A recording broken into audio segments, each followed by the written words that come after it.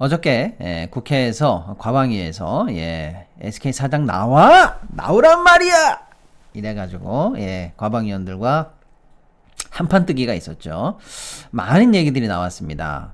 그래서 제가 일전에 SK 사태 살짝 다뤄드린 거 있습니다만 최근에 나온 얘기까지 어제 국회에 있었던 얘기까지 모아서 한번 모든 쟁점에 관해서 총정리 오늘 기준으로 이것도 계속 뉴스가 나올 것 같지만 해보도록 하겠습니다. 자, 첫째, 어저께 국회에서 나와가지고 일단 총론적으로다가 뭐냐, 지금까지 있었던 어떤 해킹 사고 중에서 사상 최악의 해킹 사고야. 너 알아? SK 너 말이야. 너 인정해 안 해? 그랬더니 인정합니다. 자, 그랬습니다. 첫 번째, 사건의 규모와 성격이 인정됐다. 사상 최악의 해킹 사고라는 점이 일단 인정이 됐다라는 거고요. 자, 그리고 너 그렇게 큰 사고를 쳤는데 법에 따라서 당국에 신고한다든지 하는 절차 너 굉장히 늦었더라. 원래 24시간 안에 하기로 했는데 뭐 40시간이 넘었네. 이거 뭐 하는 거야 이거? 늑장 신고, 적절한 프로세스에 의한 제대로 된 조치 한 거야? 잘못했습니다. 여기도 인정. 일단 이렇게 인정이 됐다. 한마디로 통신 역사상 최악의 해킹과 신고 절차의 문제성에 대해서 인정이 됐다. 라고 일단 첫 번째 어제 국회에서 일단 포문을 열었고요. 자, 이제 다시 한번 두 번째 쟁점으로 들어가 보면 뭐가 털린 거냐 제가 기술자가 아니에요. 저도 몰라요. 그냥 말로 하는 거지. 본 적이 있어야죠. 그 서버실을 들어가 보고 뭘 압니까 제가. 저 IT 전공 아닙니다. 하여간에 뭐가 털렸냐, 유심 정보가 털렸고 유심을 통해서 접근할 수 있는 HSS라는 서버가 털렸다. 여기까지는 우리가 알죠. 근데 그게 도대체 뭔데? 라고 할 때 좀 쉽게 말씀드려 볼게요.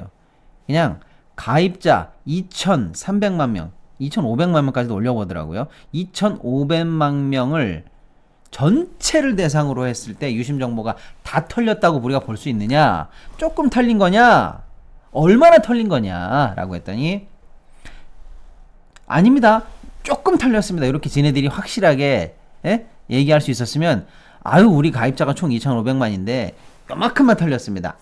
불행 중 다행입니다만 안심하십시오. 이렇게 지네들이 말을 했을 텐데 이렇게 나왔습니다. 이게 중요합니다, 여러분. 전체 가입자 2,500만 명의 정보가 전부 다 털렸을 가능성에 대해서도 배제하지 않고 준비하고 상정하고는 있습니다. 라는 답변이 나왔습니다.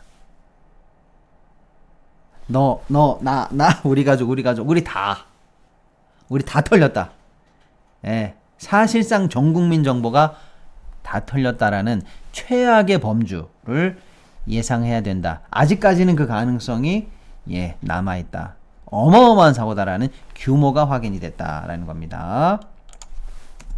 자, 그리고 수법 자세히 설명해도 저도 몰라요. 저 법 전문가, 경제 전문가예요. 나 IT 몰라요, 저. 근데 제가 한번 설명해 보겠습니다.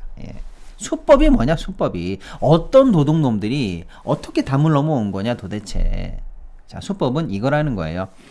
BPF 도어라는 수법이랍니다. 이게 뭔데? 이게 뭐냐면요. 평소에는 요런 딱 어떤 바이러스 같은 것들, 해킹 툴 같은 것들을 딱 숨겨 놓는다는 겁니다. 그 왜 못 잡았어? 얘네들은요. 영리한 프로그램인가 봐요. 감시망이 작동을 한다. 차단 툴이 작동한다. 해킹 방지 서치 툴이 작동한다 그러면 활동을 안 합니다. 숨어 있다라는 거예요. 그리고 경찰 도망갔네? 그럼 조금씩 활동하고. 경찰 나온다? 그러면 활동 중지. 경찰 나갔네? 그럼 또 활동 시작. 그리고 가만히 평소에 있다가 어떤 또 다른 소스와 결합을 해서 지금이야! 라고 하는 이 매칭 명령어, 어떤 매칭 툴이 딱 앞이면 그때 시작. 요런 어떤 프로그램인가 봐요. 아무튼 BPF 도어 악성 코드를 통해서 이번에 털렸다라는 건데, 쉽게 말하면 몰래 뒷문을 열고 평소에 잠복하고 있다가 시작하면 이제 쓱 해가지고 정보 털고 뒷문으로 쓱쓱 빠져나가는 요런 수법이라고 합니다. 얘네들한테 특정 신호가 주어지면 활동하고 그렇지 않으면 가만히 있는. 그래서 평소에는 숨어 있기 때문에 몰랐다. 그럼 도대체 언제 침투된 거야? 몰라요. 그래서 아직 그런 상황이고 요런 수법이다라는 겁니다. 그럼 도대체 이 툴은 BPF인가 뭔가라는 것 정도 알면 대충 누군지 그래도 알 수 있지 않아? 우리도 그런 거 있잖아요. 뭐 범인들 중에서 뭐 소매치기 같은 거 보면 뭐 이런 거 잘하는 애, 뭐 이런 거 잘하는 애 그런 거 있잖아요. 범죄도 보면 유사수법을 잘하는 애들 이렇게 찾잖아요. 그러면 대충 나오지 않냐고 라고 하는데 현재로서는 뭐 속단하는 게 의미가 없죠. 범인인지 모르는데 뭐 근데 어쨌거나 이 툴을 잘 쓰는 수법은 뭐 중국 쪽 해킹 그룹이라는 얘기는 있습니다. 예. 근데 왜 그럼 중국 쪽이겠네 라고 쉽게 단정을 못 하냐면은 이 BPF 도어 툴을 만든 해킹 그룹들이 소스를 오픈했나 봐요. 그러니까 누구나 그 소스, 오픈 소스를 가지고 와서 똑같은 BPF용 공격용 방식을 만들 수가 있나 봐요. 그러니까 사실상 중국계에서 많이 쓰는 수법이긴 한데 그 수법을 가지고 온 뭐 불특정 어떤 국가의 어떤 해킹 그룹인지 모르기 때문에 아직은 단정하기 좀 이르다라는 겁니다. 요렇게 됐다. 요렇게 됐다는 얘기입니다. 요런 수법이 어때요? 요런 수법. 또 하나는 뭐냐면, 야, 근데 그 코드인지 뭔지가, 해킹 코드인지 뭔지가 어떻게 심어졌을까? 라고 물어봤더니, 뭐, HSS망 이런 것들은요, 폐쇄망이면서 분리망이라는 거예요. 뭐냐면, 기존에 쭉 인터넷에서 흐르는 망에서 잠깐, 여기서부터 여기까지는 방을 떼어낸다라고 해서 분리까지만 해놓고, 엔드 폐쇄망, 외부랑 연결되지 않는 소위 말하는 인터넷망하고 별도로 연결된 망, 폐쇄망이면서도 어떤 분리망 속에 HSS 서버 정보가 있는데 그게 어떻게 뚫렸어? 거기에 어떻게 악성 코드가 심겼냐고 라고 하니까 혹시 말이야 내부자 소행은 아닐까? 내부에 어떤 커넥션이 없다고 너 장담할 수 있어? 라고 하니까 그거 장담 못합니다. 그것까지도 가능성을 열고 한번 조사와 수사를 해보겠다라는 정도까지는 나올 수 있다. 즉 내부의 협조자가 maybe 단 0.1%라도 있을 가능성은 뭐 현재까지는 생각해 볼 수 있다. 여기까지입니다. 자, 요게 일단 수법과 규모, 털린 규모 요 정도라고 볼 수가 있겠고요. 그 다음에 지금 그래서 어느 정도까지 털린 거야? 라고 하니까 현재로서는요. HSS 서버거든요. 요거 한 3대 정도 털렸습니다. 라고 하는데 그런데 말이야. 지금 계속 조사하고 있다며. 혹시 더 확대돼서 피해 범위가 밝혀질 가능성이 있어? 라고 하니까 네, 그것도 조사하다 보면 나올 수 있을 것 같습니다. 라고 해서 아직은 정확한 피해 범위까지도 확정이 안 되는 상황인가 봐요. 여기까지입니다. 일단 기술적인 얘기는 여기까지 하고 넘어갈게요. 다른 얘기 넘어갈게요. 아무튼 어마어마한 사고가 났다는 거예요. 내부자가 있을지도 모르겠고 범인은 모르겠고 아주 영리한 수법인데 당했다 뭐 이런 얘기입니다. 자, 그런데 그럼 대책이 뭐야? 라고 할 때 첫 번째 유심 교체가 일단은 유심 정보가 털렸으니까 유심을 새로 받는 게 최선의 방법이기는 하다. 근데 여러분 아시죠? 이제 많은 분들 아십니다. 가입자가 2,500만이네 2,300만이네 하는데 유심은 지금 몇 개 있다? 100만 개. 그럼 택도 없는 얘기죠. 그리고 이번 달에 최대한 긁어 모으면 500만 개 추가 가능. 다음 달에 최대한 긁어 모으면 500만 개 추가 가능. 뭡니까? 어차피 단기간 내에 뭐 이번 주는 뭐 말도 못 하고요. 이번 달, 다음 달 해봐야 반도 안 된다는 거예요. 유심 못 바꿉니다. 못 바꿔요. 그러니까 유심 교체는 최선의 아니긴 하지만 숫자를 보면 될 리가 없어. 이게 될 리가 없어. 그러니까 줄 쓸 필요가 없다. 그래서 오늘부터 첫날에 여러분 난리 난 거 아시죠? 줄 몇 시간 쓰고. 근데 오늘부터 줄 서는 분이 안 계세요. 가도 없어. 줄을 쓸 필요가 없다. 그런데 없어서도 유심 교체가 안 되는 거지만 또 다른 이유가 있을 수도 있다는 얘기입니다. 유심 교체 그럼 왜 안 되고 있나? 잘 안 되고 있나 봤더니 여러분이 대리점이라고 한번 생각해 보세요. 이거 한 건당 바꾸고 이거 정보 넣고 뭘 해야 되는데 품이 많이 들어가죠. 거기 많이 매달려야 될 거 아니에요. 근데 수수료를 본사가 얼마 주나 봤더니 1,000원 정도 준다는 거예요. 1,000원. 하루 왼종일 해갖고 여러분 100명 하면 얼마예요? 10만 원. 그러니까 물건 안 팔고 예를 들어서 다른 서비스 상담 안 하고 유심 교체하는데 전 직원과 막 그 다 매달려 유심도 없지만 매달려도 10만 원 벌어 10만 원. 그러니 대리점이나 이런 쪽에서 영업점이나 이런 데서 열과성을 다해서 유심 교체에 올인하겠냐고요. 수익 구조가 그게 안 된다는 게 밝혀졌습니다. 그럼 어떻게 해야 돼요, 본사가? 야, 이번에 유심 교체 특별 업무니까 이게 평시랑 다르다잉. 그러니까 여기에 대해서는 너희들 다른 업무에 지장을 많이 받잖아. 그러니까 관련 업무 취급 수수료를 올려줄게. 또는 그로 인한 영업 손실이 나중에 발생하잖아. 본사가 물어줄게. 뭔가 이런 조치까지 나와야 현장에서 고객을 상대하는 영업점에서 적극적으로 또 최대한 신속하게 많은 인력이 투입될 거 아니에요? 근데 지금은 본사가 그런 조치를 안 내렸다는 겁니다. 그리고 나서 국민 여러분 유심 교체하십시오. 가니까 유심도 없지. 직원들 입장에서는 예? 또 점주들 입장에서는 그 열심히 하면 뭐해? 손해인데 1,000원밖에 안 나오는 거. 시간 매달려가지고 적당히 하다 마는 거지. 이런 게 근본적인 원인이라는 겁니다. 이게 이런 게 사람들 움직이고 조직을 움직이고 시스템을 움직이는 동인이에요. 근데 그런 동인을 안 주고 열과성을 다해서 니들이 국민들 앞에서 손님들 앞에서 욕대로 먹어봐 버텨봐 이래서는 안 된다는 거예요. 자, 그러니까 왜 이렇게 빨리 최선의 해법은 유심이었는데 왜 빨리 유심이 이렇게 교체가 안 됐나? 유심이 없다. 둘째, 현장에서 유심을 빨리빨리 바꿔줘야 될 어떤 동력이 없는 구조였더라. 그걸 모르고 우리만 가가지고 땡볕에서 막 줄을 서고 애가 타고 했던 거였더라 라는 겁니다. 자, 그거보다 더 뚜껑 열리는 일이 있었으니 뭐냐? 여러분 생각해보세요. 유심은 한정적이야. 그리고 고객은 막 이탈하려고 그래. 그런데 야, 이런 역발상 대단하긴 하다 진짜. 뭐냐? 여러분, 지금입니다. 지금 어차피 유심을 바꿀 거 아닙니까? 어차피 바꿀 거. 지금 기계 마케팅이 엄청 좋습니다. 아예 기변까지 하시지요. 요런 어떤 이때를 이용해서 기변 마케팅이 또 기승을 부리고 지금 사고는 터졌어요. 앞에 사고 당하신 분들한테는 진짜 I'm sorry입니다만 만약에 다른 통신사에서 지금 넘어오시는 분들은 이건 럭키 비키입니다. 보조금 나오죠. 세기게 공짜로 막 줘버리죠. 이미 해킹 당했기 때문에 지금부터는 보안에 힘쓸 거 아닙니까? 오히려 지금 들어오시는 분들은 럭키 비키 안전합니다. 통신사 이동하십시오 라는 마케팅에 지금 열을 올리고 있다는 첩보. 뚜껑 열려버리죠. 피해는 어마어마하게 당했는데 요 틈에 야 새로운 고객 유치해봐. 요거를 또 활용하는 요런 극악무도한 상술이 현재 펼쳐지고 있다는 첩보인데 문제는 뭐냐? 배가 너무 아프고 짜증이 나도 100번 1000번 양보할 수는 있는데 문제는 뭐냐?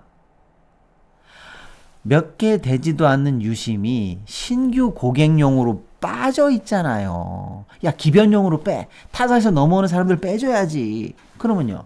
기존에 있던 지금까지 SK텔레콤에 돈 내던 우리는 지금 유심을 못 바꾸는데 이것들이 장사하려고 아주 영양가 높은 고객용한테는 유심을 따로 빼놓은겨? 라고 하니까 뚜껑이 날아가는 거죠.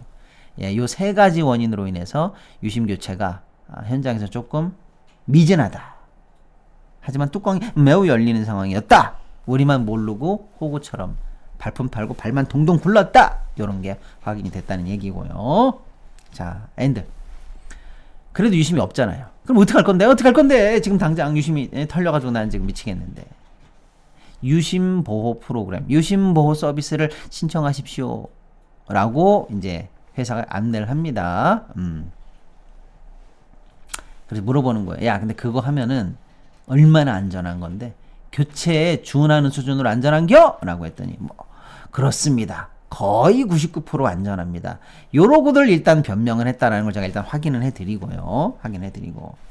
그러니까 나는 못 믿겠는데 그러면 내가 물어볼게. 이러면서 이제 과방위에서 이제 최민희 의원이 물어보시더라고. 야, 그렇게 안전하면은 니네도 유심보호 서비스 해. 유심 바꾸지 말고. 너 유심 바꿨어 안 바꿨어?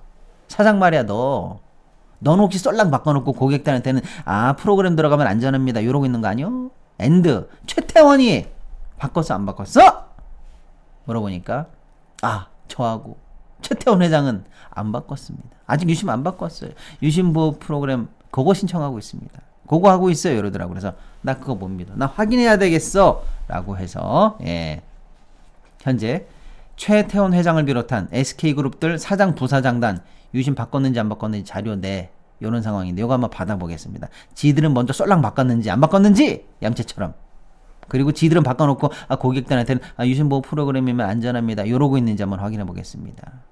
안 바꿨다고 그러겠지. 자료로는. 예. 폰이 뭐 한 대겠어? 2대 뭐 이렇게. 근데 걔 중에는 예, 걸리기만 해봐 아주. 예, 나올 수도 있을 것 같다. 이렇게 봅니다.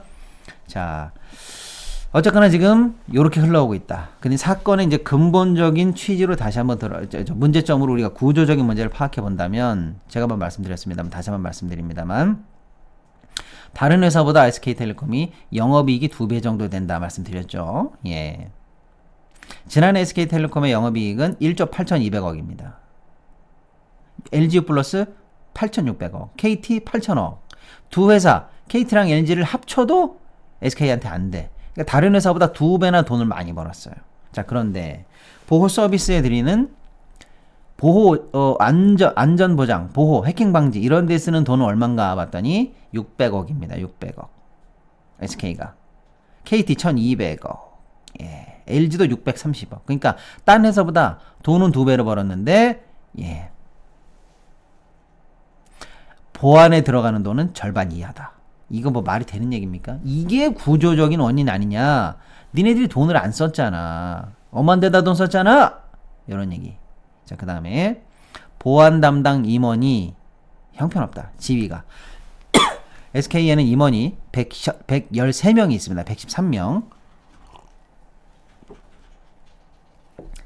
근데 보안을 총 책임지고 있는 사람, 보안 관련해서 제일 높은 사람이 정보보호실장인데 이 사람이 이 113명 임원진에 들어가 있지 않다. 뭐야? 그러니까 회사 계획 얘기하면서 최태원이 임원들 모여봐. 앞으로 우리 뭐 할 거야? 그 계획 어떻게 할 거야? 개발 어떻게 할 거야? 돈 어떻게 벌 거야? 우리 이렇게 하면 되겠어? 막 이러고 있을 때 정보보호 책임자는 임원이 아니라서 어쩌면 못 들어가고 그렇게 하면 위험한데요. 그거 돈 좀 더 주시면 안 돼요. 내년 계획 세울 때 이런 얘기를 찍소리 못했다. CEO, CMO, CFO 이런 사람들 있잖아요. 앞에 C자 붙은 사람. 요런 사람들이 사실 말하는 요즘으로 치면 C레벨 임원들이라고 하는데 심지어 이 정보보호실장은 C레벨도 아니더라. 이거 뭐야? 돈도 안 써, 정보보호를 총괄하는 사람들에 대한 대우도 열악해. 권한과 힘도 안 줘. 그러니 니들이 되겠어? 요게 이제 이번 사태 근본적인 원인으로 예, 지목을 받고 있습니다. 자, 그래서 다 좋다 이거야. 그런 문제 때문에 일어났네. 오케이. 자, 그러면 생각해보니까 말이야. 이번에는 말이야. 고객들이 잘못한 게 한 개도 없어요. 한 개도. 가끔 은행들이나 이런 데서 해킹 털릴 때는 아이고 선생님이 유심 카드를 잃어버렸잖아. 유심이 아니고 뭐지? OTP 카드를 잃어버렸네. 아니면 뭔가 누를 때 뒤에 사람 쓱 보게 관수를 잘못한 거 아니요? 등등등 해서 어떻게든지 요놈들이 하여간에 우리 고객들한테 책임을 덤탱이 씌우려고 하던 게 기업의 승리였는데 이번 건은 뭡니까? 고객들은 완전 100% 완전 무과실. 다 누구 책임이야? 다 너 책임이잖아. 그럼 네가 끝까지 책임져야 되는 거 아니야? 근데 좀 봐봐. 나 소비자인데 유심 있어? 없어요. 유심 보호 프로그램 어떻게 하는 거야? 몰라. 나 노인이라 몰라. 죄송합니다. 노인분들을 폄하하는 건 아닙니다. 그럼 나 인터넷 접근 취약층이야. 나 몰라. 뭐 어떻게 할 건데? 나 그냥 불안해. 그러니까 나 탈퇴할 거야. 나 나갈 거야! 라고 하면 죄송합니다. 저희 때문에 빚어진 일, 불편을 드려서 죄송합니다. 가시는 발걸음 고이고이 가시도록 찔레꽃 한 송이 놓아드리겠습니다. 이래야 되는데 막상 나가려고 보니까 이놈들이 어떻게 한다? 나가시고 싶어서요. 뭐 나간다 그러면 할 수 없지만 위약금은 내고 가셔야지. 위약금 들어는 받나? 위약금 3년 약정 위약금 들어는 받나? 이러고 있다. 그래서 어제 국회에서 강한 쟁점으로 올라간 게 뭐냐? 야, 위약금 풀어줘. 니들이 잘못해서 서비스 불안 때문에 고객이 현재 나가고 싶어 하는데 위약금을 받아서 위약금을 묶어서 그걸 발목 잡아가지고 고객 이탈을 방지하고 있어? 이거 안 돼. 풀어줘! 라고 하니까 그건 안 됩니다. 이러고 있어. 그래서 어제 야, 내가 이것까지는 안 깔라 그러는데 하나 깐다. 비장의무기 받아라. 그러면서 쫙 깐 게 뭐냐? 인터넷 정수기 휴대폰을 가만히 두면 최대 128만원 손해입니다. 지원금을 설치 당일 바로 받을 수 있는 아정당 인터넷 TV는 최대 48만원, 정수기 최대 30만원, 휴대폰 전환 지원금 최대 50만원의 비밀 지원금까지 약정 끝날 때마다 현금을 꼬박꼬박 받으실 수가 있습니다. 법이 정해준 지원금이니까 당연히 챙기셔야 합니다. 심지어 이제 카드까지 최대 29만원 혜택을 받으실 수 있고요. 500종 이상 한 번에 비교 가능하니까 안 할 이유가 없습니다. 전국 가입자 수 1위 아정당! 가입 수당이 가장 많아 현금을 최대로 줄 수가 있죠. 만약 다른 것보다 혜택이 적다면 차액의 120%를 보상해주는 제도도 있습니다. 24시간 365일 전화의 카톡 무료 상담에 초고속 설치도 가능합니다. 이사 청소도 유명한 홈서비스 전문기업 아정당. 이사 당일 불만족 시 전액 환불해주는 보장이사도 가능합니다. 휴대폰, 인터넷, 청소기, 이사 청소 카드까지 정당하게 받자 아정당. 내가 이것까지는 안 깔라 그러는데 하나 깐다. 비장의무기 받아라. 그러면서 쫙 깐 게 뭐냐? SK텔레콤 이용약관.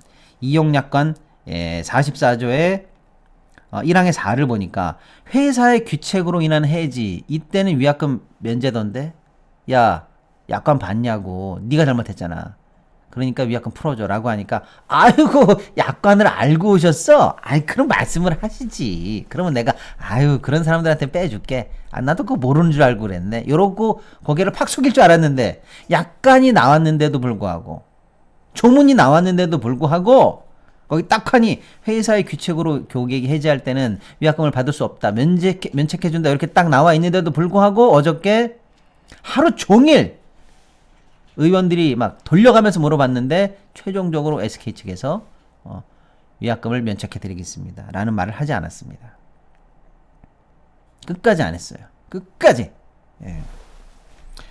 왜 위약금 면책에 대한 확답을 못했을까? 요게 이제 재무적인 상황하고 좀 관계가 있습니다, 여러분. 예. 재무적인 상황을 살짝 좀 제가 말씀드려 볼게요. 지금, SK가 현재 갖고 있는 보유 현금은 1조 1,600억인데, 올해 써야 될 돈이 뭐냐? SK 브로드밴드를 인수하는데 1조 1,500억을 써야 돼요. 500억을. 그러다 보면, 돈이 없죠. 예. 그럼 어떻게 해요? 그런데 추가적으로 과징금도 내야지, 현금 배당도 해야지 하니까 돈이 없어요. 그래서 제가 얼마 전에 말씀드렸죠. 카카오를 팔았어요. 그래서 한 3,900억 정도 현금을 마련했어요. 그래도 돈이 없을 가능성이 있어요. 그럼 SK 망하냐? 망하진 않죠. 왜 안 망하냐? 이런 네트워크를 가지고 영속적인 영업을 계속하는 이 사용료에 근거한 사업을 하는 사람들은 사용료가 매일, 매달 딱딱딱딱 꽂히잖아요. 이해되시죠? 예. 그러니까 당장에 돈이 없어도 한 달만 버티면 돈이 얼마 들어온다. 2달 버티면 얼마 들어온다. 3달 버티면 얼마 들어온다라는 똑같이 1년을 n분의 1 해서 들어오는 현금 흐름이 사실상 약속이 되어 있는 거예요. 예. 그러니까 재무적 충격이 있어도 버틸만해 이러고 있었는데 이게 중요합니다. 자, 그러니까 지금 재무적 충격이 있어요. 근데 왜 버틸만해? 라고 하니까 우리는 시간만 가면 돈은 꽂혀. 이러니까 버틴다는 거예요. 근데 이 구조가 언제 흔들리게 해요? 고객이 이탈하면 흔들려요. 이해되시죠? 가만히 앉아있어도 한 달에 100만원씩 딱딱 꽂히도록 되어 있는데 고객이 이탈하면 80만원, 90만원, 70만원으로 떨어지잖아요. 그러면 재무적 충격이 올 수 있습니다. 지금 온 충격이 이미 충격이지만 이걸 커버 못할 가능성이 있어요. 그러니까 고객의 이탈을 막는 게 이번 위기 타개와 SK 존재의 본질이에요. 그러니까 이왕 들어온 고객을 위약금으로 묶고 덜 나가게 하고 자발적으로도 덜 나가게 하고 강제적으로도 묶는 게 굉장히 중요한 본질적인 부분이에요. 그러니까 나가십시오. 위약금 면제해줍니다. 그러면 막 나갈 거 아니에요. 이게 아킬레스건이기 때문에 하루 종일 국회의원들한테 요리 터지고 저리 터져도 위약금 면제는 못 해주지 이러고 버틴 겁니다. 이게 아킬레스건이거든요. 끝내 버텼어요. 그랬다. 이놈들이 위약금은 끝까지 사수하더라. 이런 얘기입니다. 그리고 여러분이 한번 생각해 보십시오. 여러분이 SKT 법무팀이거나 이런 쪽이라고 해보세요. 대표한테 가서 뭐라고 코치하겠습니까? 제가 옛날에 법무 일을 해봤잖아요. 번함 안 합니다. 대표님, 국회의원이 띄우들어 패면은 맞으세요. 너 바보야 그러면 네 바보입니다. 이렇게 바보짓 해도 좋습니다. 하지만 절대로 말해서는 안 되는 금기어가 있습니다. 뭐냐? 귀책을 인정하는 말 하면 안 됩니다. 일은 벌어졌다고는 인정해야죠. 근데 우리 때문이요. 이렇게 때문이요. 100% 이런 얘기 하면 안 됩니다. 귀책 인정하면 안 됩니다. 둘째. 그러니까 귀책 인정을 하지 말고 상황 설명만 하십시오. 이렇게 코치가 들어갑니다. and 배상 계획을 확정적으로 말하지 마십시오 합니다. 이 기본이에요. 예. 그리고 의도나 과실에 대해서 인정하지 마십시오. 요거 3대 금원 딱 알려주고 시작합니다. 거기에 뭐가 들어가느냐? 그거예요. 예. 배상 계획 아닙니까? 위약금 면책도 그 일환이니까 그걸 확정적으로 말하는 순간 이거 감당 안 되니까 말하지 마십시오. 당연히 코치 받고 들어왔습니다. 그러니까 막 너 바보야? 막 별일이 다 해도 끝끝내 위약금 내준다는 소리는 안 합니다. 안 합니다. 예, 그렇습니다. 자, 어저께 아무튼 이게 쟁점이었는데 그런 소리를 했다라는 거고요. 예. 앞으로 구체적인 피해 보상은 어떻게 할 건가? 요거까지는 논의가 아직 안 됐습니다. 왜? 피해가 아직 정확하게 산정되기가 아주 어려워요. 어떤 분들은 유심 털리고 내가 하루 종일 들었던 그런 어떤 일당의 손해, 또 정신적 위자료 이런 걸 이제 피해라고 할 수 있겠죠. 내 정보가 일단 나갔으니까. 또 어떤 분들은 실제로 혹시 아직 모르죠. 만약에 진짜 복제가 일어나서 뭐 계좌가 털린다든지 이런 상상할 수 있는 극단의 상황이 어떤 분들에게 생길지도 모르니까 아직은 모르겠습니다만은 예. 피해 보상 문제에 대해서는 그래서 아직은 조금 논의하기는 조금 이르다. 다만 피해 보상을 받기 위해서 일부 현재 카페에서 집단 소송에 나가겠다라는 발빠른 소비자분들이 생기고는 계십니다. 그런데 집단 소송 이거 참 얘기하면 좀 그런데 큰 도움 안 됩니다. 큰 도움 안 돼요. 예. 사실상 효과가 적어요. 우리나라는 그동안 소송이니 뭐니 해가지고 받아낸 그 배상액 보잖아요. 형편없어요. 10만 원 주던가 뭐 거의 이 수준입니다. 얼마 되질 않아요. 예. 그리고 소송에 참여한 사람들만 받습니다. 그러니까 마지막에 가면 소송 길어지잖아요. 그러니까 크지가 않아요. 그래서 뭐 몇 명 안 남아. 안 남은 사람한테 10만 원씩 줘라. 이러면 뭐 얼마 안 돼요. 끽해봐야 뭐 수십억 단위밖에 안 돼. 예. 끽해봐야. 그러니까 집단 소송의 파워가 조금은 약해요. 예. 그러니까 여러분 제가 무슨 말씀드리는 거냐? 이번에는 하시라는 거예요. 예. 다른 사건은 예를 들어 피해자가 10,000명, 10만 명인데 집단 소송 모아봐야 뭐 몇천 명 수준일 거 아니에요. 예를 들어서. 근데 이번 건은 피해자가 2,300만이야. 이번에는 좀 제대로 모으면 엄청 모일 것 같아요. 그러면 좀 파워가 있죠. 피해액이 적게 산정되더라도 총액은 늘어날 가능성이 있죠. 예. 한번 좀 잘 됐으면 좋겠는데 조금 걱정되는 건 있어요. 요럴 때 꼭 저희한테 해주십시오 라고 해서 인터넷이나 이런 데서 소송단 모집하는 뭐 로펌도 나오고 하는데 가끔 능력이 없거나 요거 가지고 또 사기치고 일 흐지부지하게 하고 착수금만 받고 튀고 요런 놈들도 조금 있으니까 약간 주의하시길 바라겠습니다. 근데 왜 이렇게 우리는 집단소송제가 해도 안 되는 거야? 징벌적 손해배상이 없으니까요. 예. 그러니까 소송을 한 사람이 소송을 제기한 사람이 한 명이면 한 사람한테 물어주고 여러 사람이 물어주면 대표로 했지만 그게 집단소송인데 그 사람 그 참여했던 사람에게 쭉 영향을 미치는 것까지는 좋은데 그래 갖고도 안 돼. 어쨌거나 피해를 입고 소를 제기한 사람한테만 돈을 주는 거니까요. 진짜 기업들을 벌벌 떨게 하려면 어떻게 해야 됩니까? 징벌적으로 가야 돼. 징벌적으로. 예, 벌을 준다 이거지. 저 같은 사람 한 사람이 뭐 이런 어떤 유명한 커피숍 가가지고 주의를 못 받은 상태에서 뜨거워 방금 이렇게 뜨거운 물을 모르고 먹었다 화상 입었다 그럼 니네들이 이거 나한테 일 잘못한 거 아니야? 라고 소송한다 그러면 아이고 화상 입으셨어요? 에휴 한 30만 원 드릴게 이러고 끝나는데 그게 아닙니다. 미국에서는 얼마 나오게요? 막 3천억 막 이렇게 나오잖아요. 300억 왠지 아세요? 벌을 준다는 거예요. 벌을. 이렇게 큰 사업을 하는 네가 뜨거운 물 관리도 똑바로 못해? 그래가지고 모든 고객들한테 잠재적으로 위험을 야기했어? 너 벌 좀 받아. 이래가지고 막 큰 비용이 나오잖아요. 그러니까 철저하게 하는 거예요. 예. 징벌적 손해배상이 없기 때문에 조금 아쉽다라는 거고요. 그러면 결국에는 쟤네들은 찍소리 눈 하나 끔찍 안 하겠네. 위약금은 안 준다고 버티고 소송하는 하라고 배짜라고 할 것 같고 어떡하냐 이거. 결국 믿는 거는 정부도 과징금을 세게 때려줘야 됩니다. 이번에 과징금 규정이 바뀌었어요. 위법 행위가 있는 그 부분에 대한 매출에서 전체 매출로 바뀌었어요. 그래서 최대 5천억까지 나올 수는 있는데 이것도 한번 두고 보자고요. 정부가 과연 최대치로 때릴 것이냐, 아니면 또 솜방망이로 때리고 그나마 그 솜방망이로 때린 걸 가지고 소송해서 더 깎인 거 가지고 나중에 협상안을 통해서 소송 취하하면서 더 깎아서 협상하고 이래가지고 사실은 마지막에 가면 개코는 아무것도 안 남아요. 그래서 이번에 정부가 과연 수천억대 과징금을 때릴 수 있을 것인지, 역대 최고 과징금 도전할 것인지, 법정 최고 한도 5천억까지 한번 쓸 것인지 지켜보시죠. 어쨌거나 정부가 이번에 역할은 잘했나 라는 측면에서 보면요, 보나마납니다. 지금 이 피해 사태의 주무관청이 어디게? 방송통신위원회 위원장 누굽니까? 여러분, 이진숙, 빵진숙 아닙니까? 지금 어디 갔어요? 해외 출장 갔어요. 출장 핑계로 지금 나가서 안 들어와요. 뭔 출장을 하는지는 몰라도 전 국민이 지금 정보가 털린 상황보다 더 중요한 상황이 과연 있을까요? 저는 없다고 보는데. 근데 안 들어왔잖아요. 국회에서 오라고 해도 안 와. 뭐 하는 건지 모르겠어요. 이 사태를 지금. 그러니까 주무부서 장도 지금 해외 나가서 튀었다 이렇게 보고, 또 인터넷진흥원이라고 있습니다. 키사. 여기서 기술적인 이런 어떤 해킹이라든지 이런 걸 막기 위해서 다양하게 어떤 지원도 하고 감독도 하고 하는 기관이 있는데, 기관 장이 누군가 봤더니 여러분 깜짝 놀랐어요. 이 윤석열이 낙하산, 윤석열이 검찰에 있을 때 쭉 같이 함께 데리고 있던 5급 수사관이 기관장으로 낙하산으로 떡 들어가 앉아있네. 여러분, 검찰 수사관이 뭐 한다고 거기 인터넷진흥원 원장으로 가?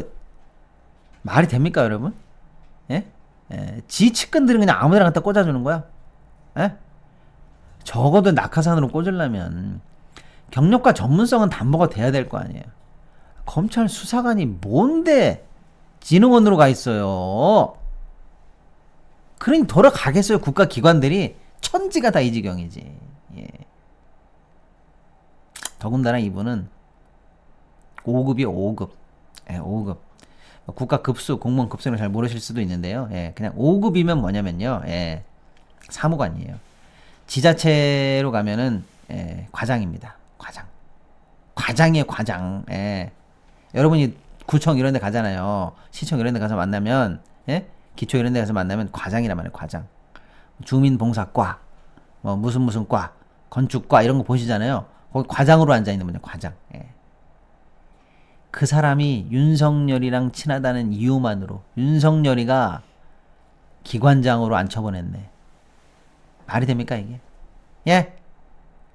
그럼 그 기관장은 어떤 급인데? 차관급!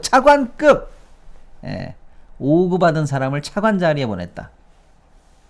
답답하다. 나라를 도대체 어디까지, 아무튼 그렇습니다. 그러니 지금 이 관련 부서가 정부가 제대로 돌아가겠습니까? 나라가 이 지경이지. 그렇습니다. 어쨌거나 이런 상황이고, 사건의 후폭풍은 현재 일파만파일 것 같습니다. 국정원, 외교부 이런 기밀부서에서는 유심 교체를 적극적으로 지금 지시하고 있는 상황이고, 주요 기업이라든지 지자체 역시 비상이라서 유심 교체 명령이 나와 있는 상황이라고 합니다. 군대도 마찬가지 아닐까요? 자, 그런데 여러분, 그나마 별들, 장교들 이런 사람들은 지 마음대로 업무 시간에 뭐 외출도 하고 공무 외출도 나가서 어쨌거나 유심 바꾼다고 칩시다. 우리 장병들은요, 지금 군대 휴대전화 있습니다, 여러분. 얘네들이 지금 바꾸고 싶어도 못 바꿔요. 군대 갇혀 있어요, 지금. 40만 장병이 지금 갇혀 있다니까요. 이거 어떡할 건데? 나오고 싶은데 내 폰 털린 것 같은데 못 나와요, 여러분. 이거 어떡할 거야? 그랬더니 유심 교체를 위한 외출을 허용해 주는 것을 검토하기 시작했다라는 거예요. 그러니까 이 사태가 보통 문제가 아니라니까요. 전군이 지금 외출 나와야 되는 상황이야. 이게 큰일이야, 지금 SK텔레콤. 보고 있나? 니들이 저지른 일을. 그래서 일파만파 사태다, 이겁니다. 아무튼 어저께 국회 청문회가 있었기 때문에 요거 요약 관련해서 요 정도까지 일단 정리만 해드릴게요. 그리고 중요 쟁점들 안 까먹으시도록 잠깐 정리해드렸습니다.